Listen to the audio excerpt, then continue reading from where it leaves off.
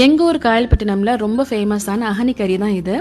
இந்த கறிக்கு மசாலா எதுவுமே சேர்க்காம காரத்துக்கு வெறும் பச்சை மிளகாய் மட்டும் சேர்த்து ஆக்குவோம். இப்போ இதை எப்படி செய்யறதுன்னு பார்க்கலாம். இந்த அகனி கறி பண்ணுறதுக்கு நான் 1 கிலோ அளவுக்கு மட்டன் எடுத்திருக்கேன். இதில் மட்டன் எலும்பு கறி எல்லாமே மிக்ஸ் ஆகி தான் இருக்கு. இப்போ இதில் தேவையான அளவுக்கு உப்பு சேர்த்துடலாம். அடுத்து 1 டேபிள் ஸ்பூன் அளவுக்கு இஞ்சி பூண்டு பேஸ்ட் சேர்த்துட்டு ஒரு 20 பச்சை மிளகாய் கீறி வச்சிருக்கேன். அதையும் போட்டு ஒரு 1/2 கப் அளவுக்கு அதிகம் புளிப்பு இல்லாத தயிர் சேர்த்திருக்கேன். இப்போ இது எல்லாத்தையும் நல்லா மிக்ஸ் பண்ணி விட்டுருங்க. ஒரு 1/2 hour நல்லா ஊறி வரட்டும். உங்களுக்கு ஊற வைக்கிறதுக்கு டைம் இல்லைன்னா பிரச்சனை இல்லை, அப்படியே தாளிச்சிடலாம். இப்போ இந்த கறியை தாளிக்கிறதுக்கு நான் ஒரு பெரிய பாத்திரம் எடுத்திருக்கேன். எங்கள் ஊர் சமையலுக்கு மோஸ்ட்லி தேங்காய் எண்ணெய் ப்ளஸ் நெய் இந்த 2 தான் சேர்த்துக்குவோம்.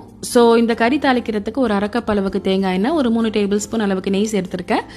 நான் எண்ணெய் சேர்க்கிறத பார்த்து நீங்கள் பயந்துடாதீங்க. இந்த அகனி கறி இப்படித்தான் இருக்கும். உங்களுக்கு இந்த அளவுக்கு எண்ணெய் சேர்க்க விருப்பம்னா நீங்கள் குறைச்சே சேர்த்துக்கலாம், பிரச்சனை கிடையாது. நான் இன்னைக்கு ஸ்ரீ கார்த்திக் நெய் தான் யூஸ் பண்ணியிருக்கேன். உங்களுக்கு இந்த நெய் வேணும்னா நீங்கள் ஆர்டர் பண்ணிக்கலாம். நான் நம்பர் ஸ்க்ரீனில் கொடுத்துருக்கேன். இப்போ நான் ஒரு 15 சின்ன வெங்காயம் கட் பண்ணி வச்சுருந்தேன். அதை ஃபர்ஸ்ட் போட்டு தாளிச்சிக்கலாம். இந்த வெங்காயம் நல்லா ஃப்ரை ஆகி மணம் வந்த பிறகு பட்டை, கிராம்பு, ஏலக்காய், ரம்ப இலை, தயிர், இஞ்சி பூண்டு பேஸ்ட்டு, கருவேப்பிலை, பச்சை மிளகாய் இதெல்லாம் நான் சேர்த்துருக்கேன்.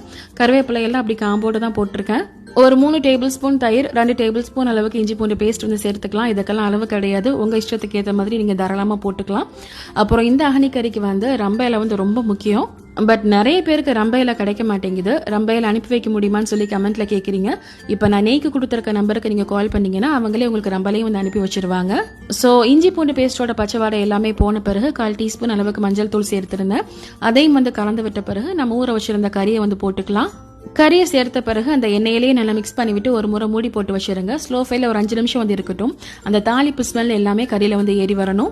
இப்ப கறி ஊற வச்சிருந்த போல் அலசி தண்ணி சேர்த்துக்கிறேன். கறி முங்குற அளவுக்கு தண்ணி சேர்த்துக்கோங்க.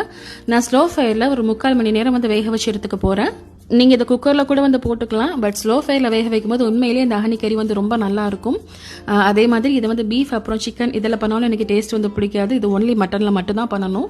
நாம யூஸ் பண்ணிருக்கிறது மட்டன்னால சரியா 45 minutes to 1 hour மட்டன் சூப்பரா வெந்துரும். இப்போ இதுக்கு நான் கசகசா, பாதாம், முந்திரி எல்லாம் அரைச்சி பேஸ்டா வச்சிருப்பேன். அதுல இருந்து 2 டேபிள் ஸ்பூன் அளவுக்கு நிறைய எடுத்து சேர்த்துக்கிறேன். இந்த பேஸ்ட் எப்படி அரைக்கணுங்கிற மெத்தட் ஏற்கனவே நம்ம சேனல்ல ஷேர் பண்ணிருக்கேன். அந்த லிங்க் கீழே கொடுக்குறேன், செக் பண்ணுங்க.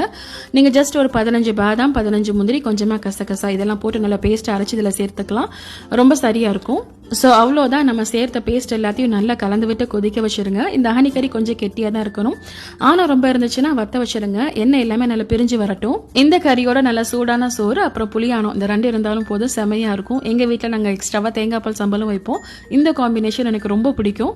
நாளைக்கு இந்த கறியை வச்சு பிரியாணி கஞ்சி எப்படி போடுறதுன்னு சொல்லி ஷார்ட்ஸ்ல ஷேர் பண்றேன். மிஸ் பண்ணாம பாருங்க. தேங்க்யூ.